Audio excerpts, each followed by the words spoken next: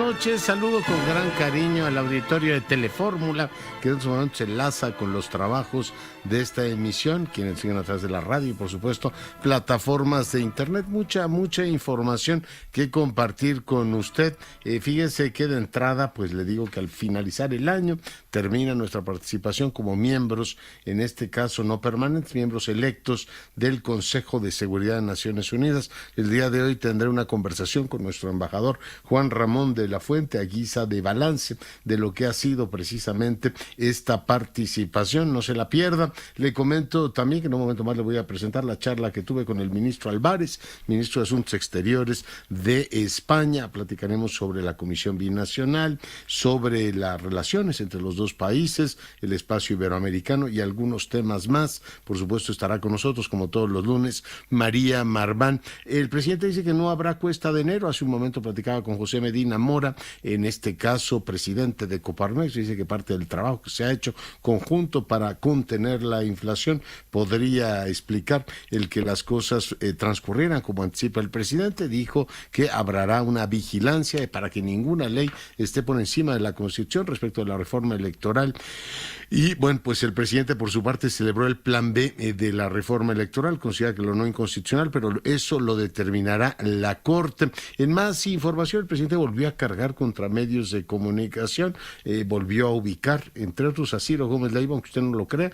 4 días del atentado vuelve a ubicar a algunos comunicadores en el centro de su confrontación política, los volvió a llamar voceros del conservadurismo. Vaya que no lo son, ellos hacen su trabajo.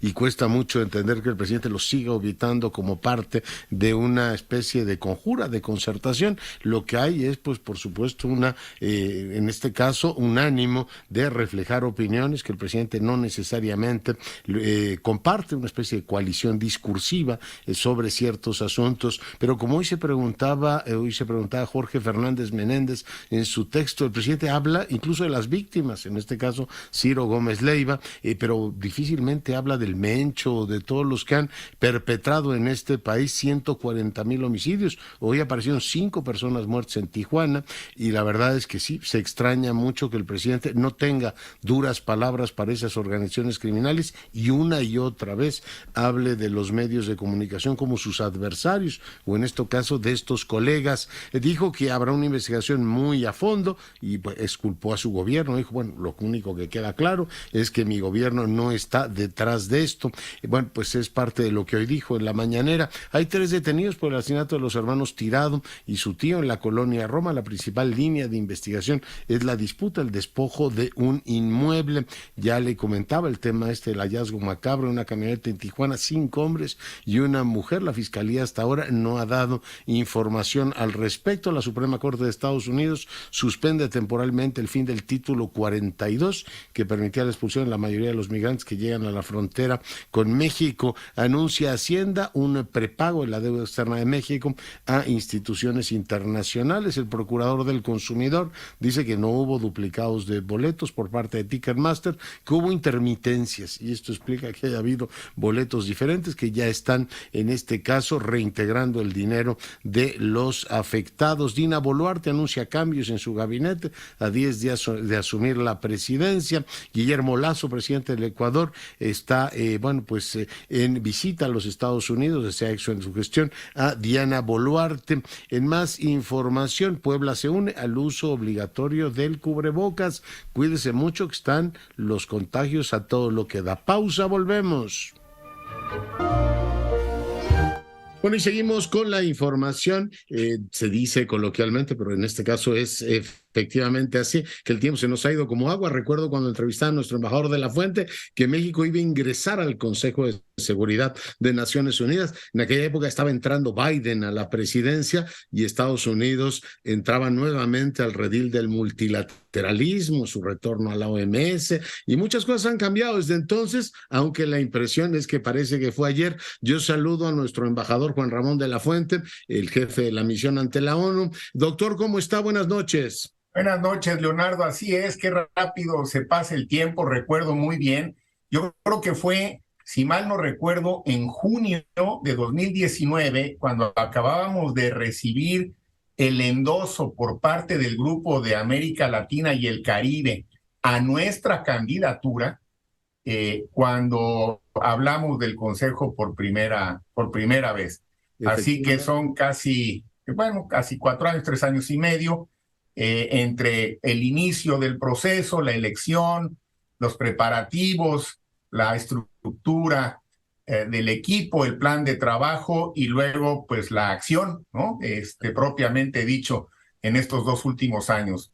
Ha sido Pero muy el tiempo se va interesante. rápido, el tiempo se va rápido, como dices. Pero han ocurrido un montón de cosas. Yo recordaba esto de los Estados Unidos, después arrancamos febrero con el tema de Ucrania, pero me decía usted en la primera entrevista que tuvimos ya México sentado en el Consejo de Seguridad que había prioridades como las mujeres en conflicto, estaba el tema de las armas ligeras, por supuesto nuestros viejos temas de la 1540 y he visto algunos otros asuntos, embajador de la Fuente, ya nos contará usted por dónde empezamos el balance. Me parece muy interesante que México haya trabajado el tema del régimen de sanciones a Haití, una cosa reciente. He visto también la actividad que tenemos en Colombia, pero bueno, 2 años con un montón de cosas, con un montón de mosaicos, de postales, que yo recuerdo así de manera caótica, embajador. ¿Por dónde empezaría usted el balance?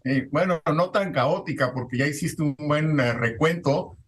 Primero, yo empezaría si te parece, por revisar algunos de los compromisos que hicimos frente al Senado de la República, frente a la Cancillería y desde luego al presidente de México y ante los medios en diversas ocasiones.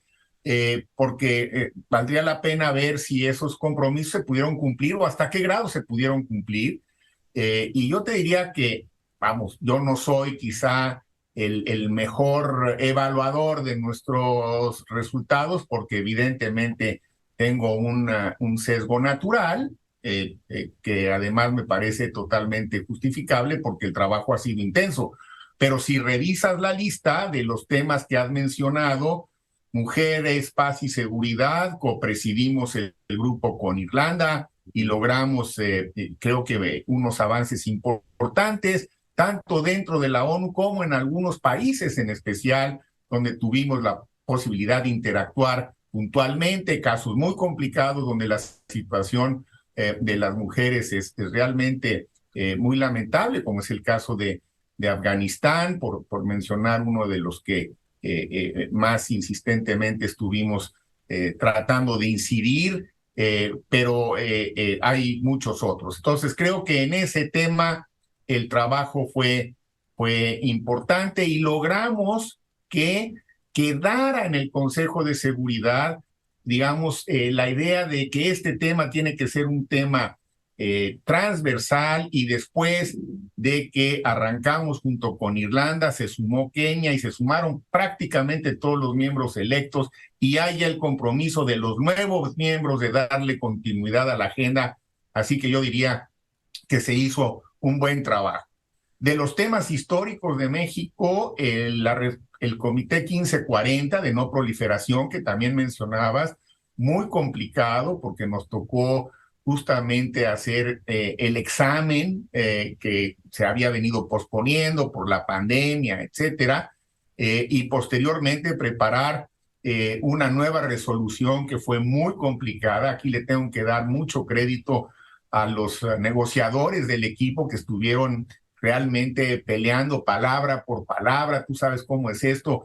A veces se lee el párrafo muy rápido y ese párrafo pudo haber requerido literalmente semanas de negociación. Estuvimos a un tris de que nos la vetaran y finalmente salió por unanimidad. Y esto es bueno para todos porque le da a este comité vida por otros 10 años y como tú sabes, bueno, pues la no proliferación de armas de destrucción en masa, a ver, es algo que para todos es muy importante. El hecho de que se haya renovado no garantiza de que esto no vaya a ocurrir, pero desde luego ya por lo menos es un dique que el Consejo de Seguridad pone, en particular para los actores no estatales. Entonces creo que también ahí el trabajo y el esfuerzo fue bueno. En otra escala, pero no menos importante, el tema de armas pequeñas y ligeras, digo en otra escala por el calibre de las armas, pero no necesariamente por el daño que hacen, que para México es fundamental que se veía muy complicado, porque en el Consejo se sientan los principales productores de estas armas, los que negocian con ellos, y meterles un dique para regularlos, pues se veía, la verdad, como una misión muy difícil de alcanzar. Logramos sacarla adelante, fue una prioridad de nuestras presidencias, y hay ahora una resolución del Consejo que fortalece la posición de México en este tema, que es tan fundamental para alcanzar la pacificación en México. No digo que sea el único elemento, pero si no hay un mayor control del desvío de armas, de este tipo de armas que entran a nuestro país todos los días y sobre los cuales, a pesar de los esfuerzos que se han hecho, no tenemos suficiente control, la pacificación en México se antoja prácticamente imposible. Entonces, en este tema, pues creo que también hubo un punto bueno, y después en la agenda latinoamericana, los dos temas que trae el Consejo de América Latina en estos 2 años fueron Haití, que es un problema trágico y muy complicado; Colombia, que es un caso diferente porque ha habido avances prometedores, y creo que ahora, con la llegada del presidente Petro y el nuevo impulso que le ha dado él mismo al diálogo que faltaba con el Ejército de Liberación Nacional, y al restaurar el diálogo con Venezuela, le da a la región mejores perspectivas. Y ahí estuvo México junto con el Reino Unido corredactando las resoluciones de Colombia en estos 2 años. Y lo mismo ocurrió con Haití, donde te decía que el panorama es mucho más complicado, porque Y esa, embajador, la redactamos con Estados Unidos, ¿no? con Estados Unidos, así que estuvo también bien. Junto con Francia hicimos lo propio para el caso de Mali, que aunque nos queda geográficamente remoto, fue un caso muy complicado. Toda esa franja del Sahel está en una situación muy crítica. En estos 2 años México llevaba el expediente de Mali, hubo 2 golpes de Estado, en fin. Creo que también ahí pues podemos decir que se Y hizo Mali un también trabajo presidíamos, ¿no? El razonable. comité de sanciones con Mali. ¿Esa también nos tocó? Esa también nos tocó, ¿sí? Y creo que algo que Bueno, distinguió. nos tocó, les tocó, embajador, ya me estoy apropiando de lo que no es mío, No, no, pero como nos país tocó nos porque pues tocó. aquí estamos trabajando a nombre de México, y nos han ayudado todos, Ujú. incluidos quienes como tú nos han permitido difundir algunas de las vicisitudes por las que hemos transitado. Eh, eh, Te decía que algo que creo que nos distingue de los otros miembros electos es que pues tuvimos una participación muy intensa en esta tarea de corredactar las resoluciones. Esto parece una cosa muy pequeña, pero los iniciados, los que conocen bien esto, lo saben que es fundamental. Quien escribe el texto tiene una enorme influencia, y además es al que le toca cabildear el acuerdo con los demás.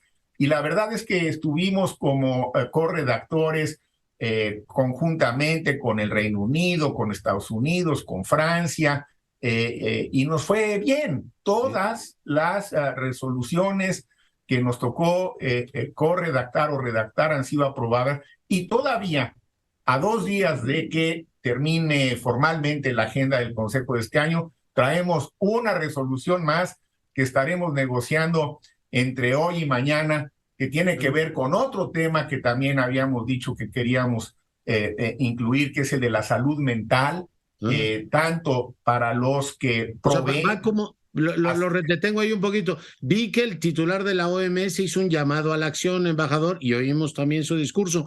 ¿Iría ahora como resolución del Consejo? Sí, Ah, sí, mire. la traemos como resolución muy enfocada para atender las necesidades de quienes hacen trabajos para el mantenimiento de la paz, cascos azules, pero también civiles, y también para la población. Es decir, la idea es dejar a la salud mental como una necesidad por atender para quienes prestan los servicios y quienes han sido las víctimas en las condiciones de conflicto y posconflicto como parte de la ayuda humanitaria, cosa que es un lenguaje totalmente nuevo en el Consejo. Vamos a ver, todavía no quiero cantar victoria, estamos en los últimos jaloneos, ya te imaginas con quiénes, pero hay un grupo en el Consejo que piensa que los temas de paz y de seguridad solamente deben restringirse a la ausencia de guerra, y desde luego pues sabemos quienes pensamos que hoy en día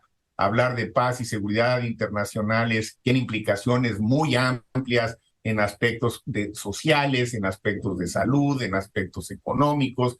Es decir, no se puede tener la visión tan estrecha, pero este es digamos, un jaloneo propio del Consejo. Así que bueno, esto es, digamos, una reacción inicial. Yo creo que se cumplieron razonablemente bien. Ya presentaremos un informe por escrito con los detalles. Y bueno, pues que las instancias que tienen la capacidad para evaluar, señaladamente en el caso de la política exterior de México, el Senado de la República, pues emita en un momento dado su consideración. Nosotros estamos abiertos al escrutinio de la sociedad y de todo quien esté interesado en conocer. La verdad, embajador, y se lo reconozco a usted y a su equipo, nos han mantenido muy bien informados. Los boletines mensuales hacen sus resúmenes.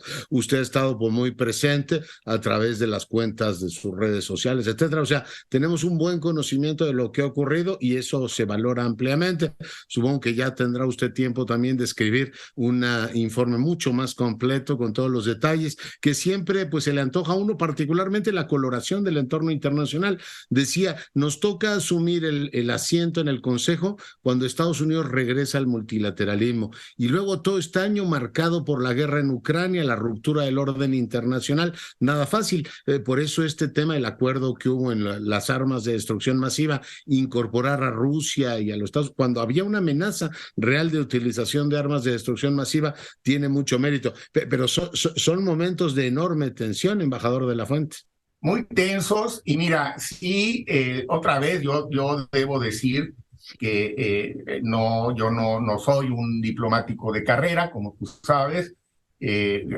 Estaba familiarizado con el sistema de Naciones Unidas, ahora lo estoy mucho más, pero en estos procesos de tensión y de negociación complicados, yo quiero decirte que a mí me ha servido muchísimo mi formación universitaria y mi paso por la Universidad Nacional Autónoma de México. Una vez más, le estoy agradecido a la UNAM por haberme dado experiencia, elementos para poder lidiar con este tipo de presiones, aspectos complicados de negociación, en donde todo se discute, en donde siempre estás de alguna manera u otra bajo cierta amenaza por el tiempo o por, en el caso del Consejo, por el veto de los 5 omnipresentes miembros permanentes.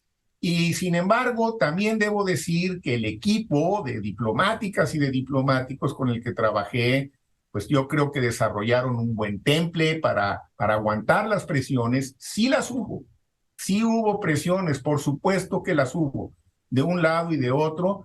Y nosotros lo que tratamos, Leonardo, en todo momento fue estar muy claros en 3 principios, de los cuales no nos íbamos a mover: el derecho internacional, la Carta de las Naciones Unidas y los principios constitucionales de la política exterior de México.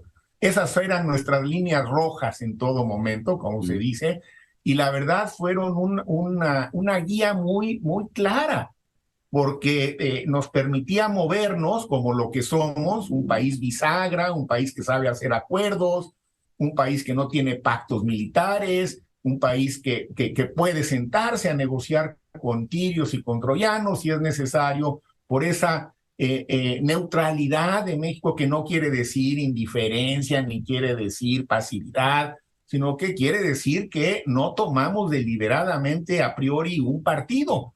Claro, cuando alguien violenta el derecho internacional, pues lo condenamos, como hicimos claramente. Quedó asentado, ¿no? Con Rusia. Sí quiero decir que el Consejo fue uno antes de la invasión rusa a Ucrania y otro después de la invasión. Sí, cambió totalmente el ambiente, las posibilidades, la polarización fue muy intensa, sigue siéndolo, y yo creo que aquí hay una posición que no ayuda de un lado y de otro, porque a veces también Occidente, digamos, quienes están encabezando esta visión y esta versión de las cosas, insiste en adoptar, perdón, algunas posturas que no nos parecen y que llevan a ningún lado. Expulsiones de los foros multilaterales, por ejemplo. Derechos humanos, por ejemplo, a Rusia, ¿no? O recientemente Irán, allá en no hay Ginebra. duda. A ver,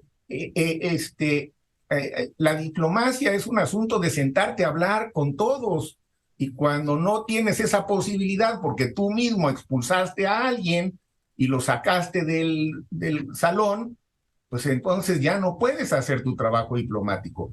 En fin, fueron momentos, algunos de ellos complicados. También debo decir que algo...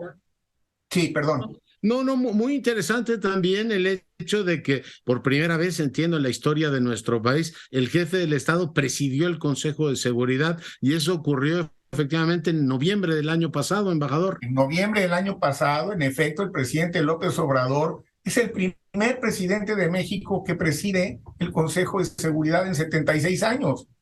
Bueno, me parece que es, en efecto, como tú lo has dicho, un hecho histórico. Y su presencia y su presidencia salió muy bien. Hombre, que hubo algunas voces en esa sesión que se extrañaron que el presidente de México fuera al Consejo de Seguridad a hablar de la desigualdad, hablar de la exclusión, hablar de la corrupción, como elementos que subyacen en muchas ocasiones a los conflictos que después se vuelven grandes amenazas a la paz y a la seguridad internacionales, pues fue algo que le dio también cierta frescura al debate dentro del Consejo. Y es muy interesante cómo a ese discurso, a lo largo de este año, en varias ocasiones, otros, y no solo México, se han referido.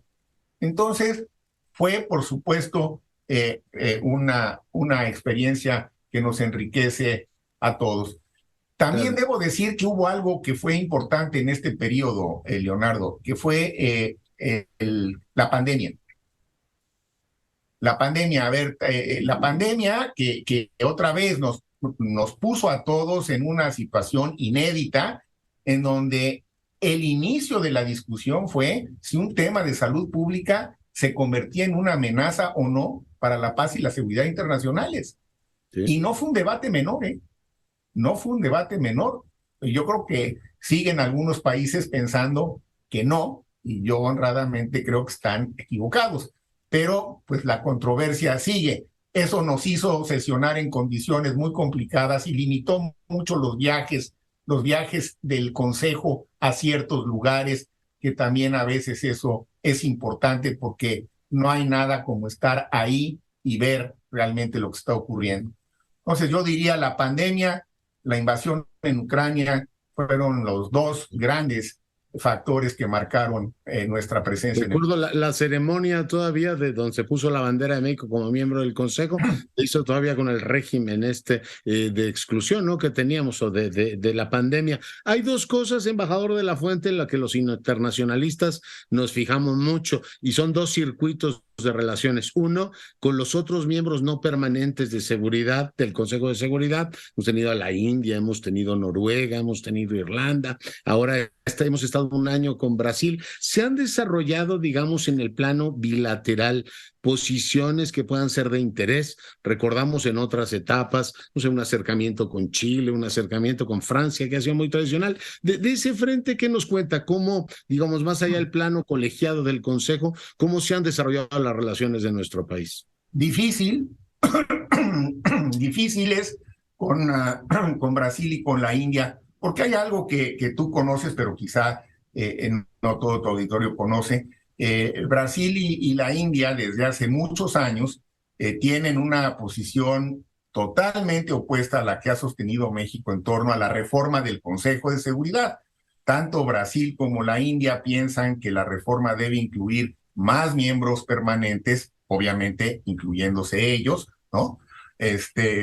Esgrimen sus razones, quieren ser miembros permanentes del Consejo, y México ha sostenido, y acabamos de tener un debate, yo diría, duro, y quizá una de las críticas más severas que hicimos al Consejo de Seguridad fue la semana pasada a propósito de ese debate que convocó la India. La posición de México, permíteme brevemente enunciarla para quienes no la conozcan, ha sido muy clara y cada vez estoy yo más convencido de ella, que no podemos permitir que haya más miembros permanentes en el Consejo de Seguridad, más miembros vitalicios, más miembros con derecho a veto, que es lo que paraliza al Consejo. Bueno, esa posición la sostienen quienes quieren ser miembros permanentes, Brasil y la India, entre otros, junto con Alemania y Japón. ¿México qué plantea? México plantea que haya un mayor número de países electos, fundamentalmente de África y de América Latina, que puedan durar más tiempo como miembros del Consejo, que puedan ser reelectos, sí, si fuera el caso, pero siempre sujetos a elecciones periódicas. Es decir, estamos en contra de las elecciones vitalicias. Esto se dio cuando se formó la ONU hace 75 años y los ganadores de la guerra, bueno, se asumieron como miembros permanentes. México se opuso desde entonces, tú lo sabes muy bien, y yo creo que esta es una gran tradición diplomática de México, oponernos a los nombramientos vitalicios en el Consejo, porque es solamente aumentar el número de vetos, es contrario a la igualdad jurídica de los estados, es antidemocrático y le impide a otros estados, sobre todo a los pequeños y medianos estados, formar parte del Consejo. Hay 70 países, Leonardo, que nunca han sido miembros del Consejo de Seguridad. La propuesta de México, junto con otros países, obviamente no vamos solos, es que se amplíe el número de miembros del Consejo, pero siempre sujetos a elecciones periódicas, porque además la elección periódica es la verdadera rendición de cuentas, ¿no? Si no tienes eso, pues ¿a quién le rindes cuentas? Entonces la elección de miembros permanentes no nos parece, y desde luego, ya te podrás imaginar, ha sido un punto de controversia y de discusión con India y con Brasil dentro del Consejo, siempre en términos muy respetuosos y yo diría amistosos, pero con posiciones francamente divergentes, ¿no? Claro. Sí, sí, en algún momento cuando se planteó esto de la mediación, si Modi ayudaría a México, se decía si podía efectivamente México reconsiderar su posición tradicional, pero hace unos días la transmitimos, la que usted dejó es efectivamente la canónica. México sigue defendiendo esa posición. En términos internos, también los internacionalistas nos fijamos mucho en el circuito Palacio Nacional, Cancillería en Nueva York. ¿Ha sido armónica? ¿El circuito ha fluido apropiadamente, embajador? ¿Cómo se ha sentido?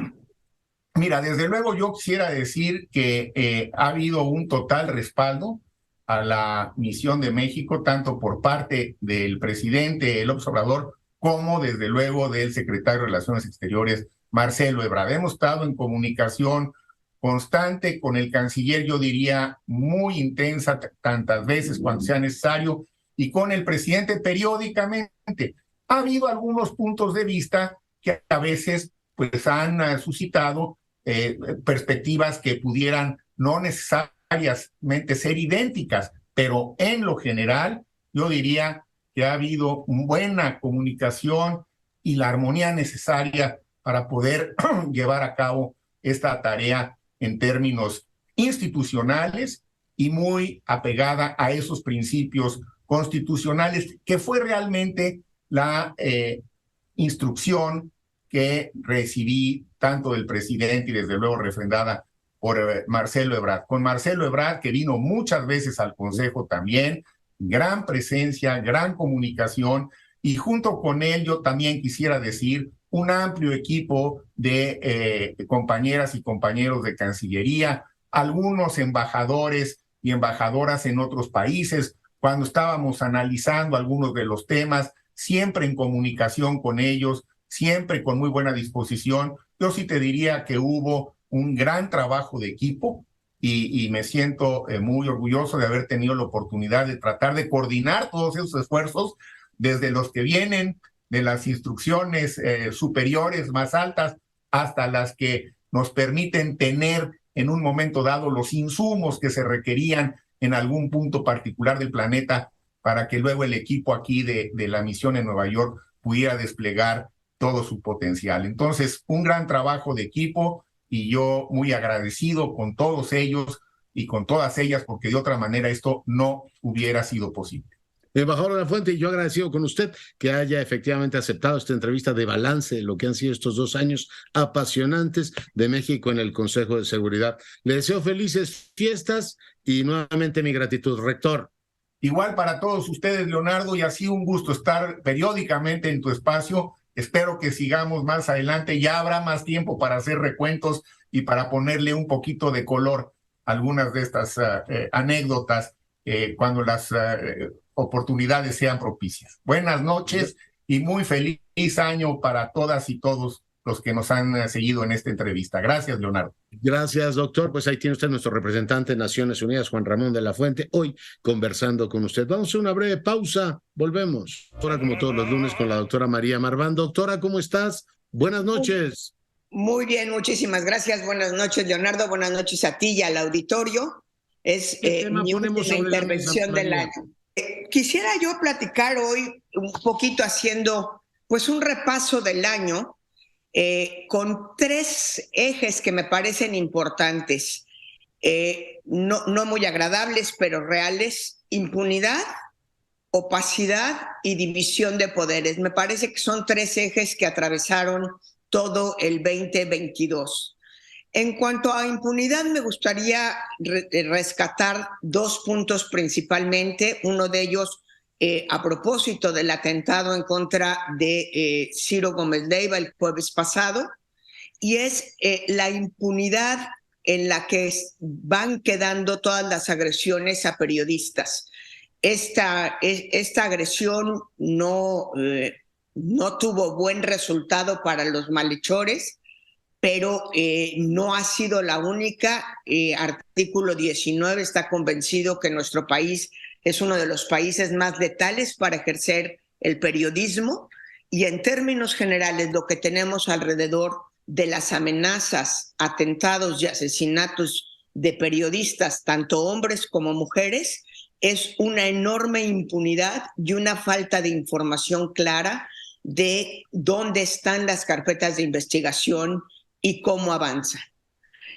Otro tema que creo que destaca o destacó en el año es precisamente la relación entre impunidad y el ejército. Y aquí quisiera yo destacar 2 elementos.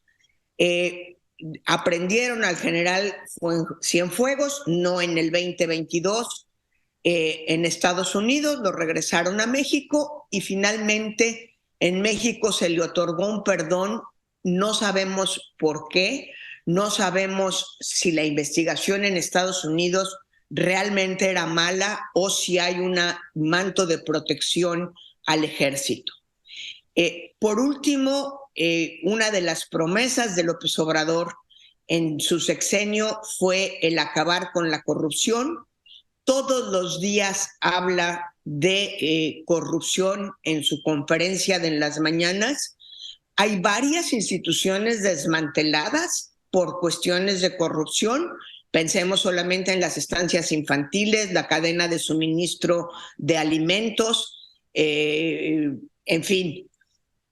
Pero no tenemos personas consignadas por esos supuestos escándalos de corrupción. Es decir, una vez que se desmantelan las instituciones, en realidad no hay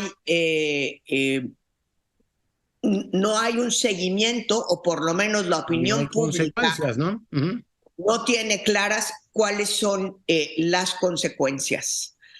Tenemos a final de año, creo que hay que destacar la opacidad con la que la Suprema Corte de Justicia de la Nación maneja su agenda, en especial, y aquí lo quiero conectar con el ejército.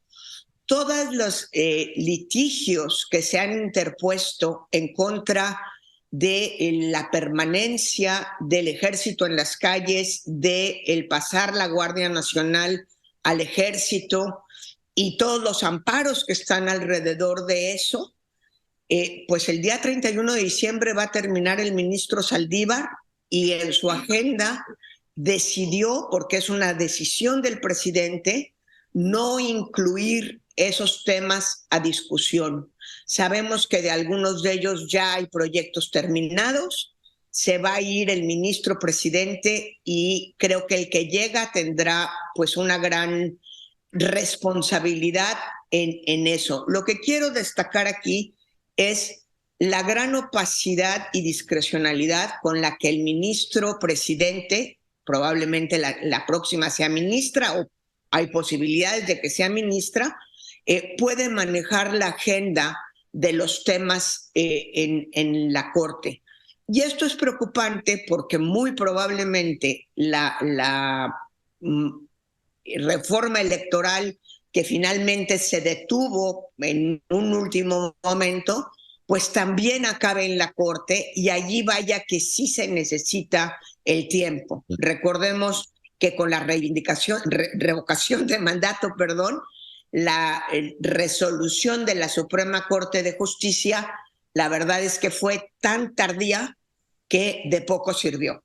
Sí, sí, absolutamente. Oye, te retengo un minuto. Desde el punto de vista electoral, o sea, salió del Senado, la Cámara de Diputados la devuelve. Yo no entiendo si lo pueden o no encorchetar todo este asunto de la vida eterna, pero para efectos prácticos, ¿ya está aprobada la reforma electoral, María? No, hasta donde entiendo, no se aprobó, se fue. Había 6 leyes involucradas. 2 leyes sí se aprobaron, la que tiene que ver con comunicación social y responsabilidad administrativa, y las otras 4 que involucran la parte fuerte de lo electoral se fueron al periodo de febrero o probablemente, si es que lo logran, hacer un periodo legislativo extraordinario. ¿Que podría ser convocado mañana? No lo sé, pero supongo que sí. No sé si haya ese rumor. La verdad es que de que podría ser convocado un periodo extraordinario, podría ser convocado. Lo que dijeron es que se iba hasta febrero. Ya, pues en eso nos quedamos y espero que tengamos unas navidades un poquito más tranquilas y no nos metan un periodo extraordinario justo en la semana de Navidad para comérnoslo con el pavo. Mi querida María, muy agradecida contigo. Igualmente, Leonardo, un placer haber estado contigo todo el año. Feliz Navidad, querida. Saludos a la familia. Y bueno, pues ahí lo tiene la doctora Marván para fortuna nuestra. Con esto nos vamos. Yo soy Leonardo Curcio. En nombre de todo el equipo le agradezco su preferencia. Siga nuestras frecuencias. Disfrute esta semana prenavideña y sea rabillosamente feliz. Se lo merece.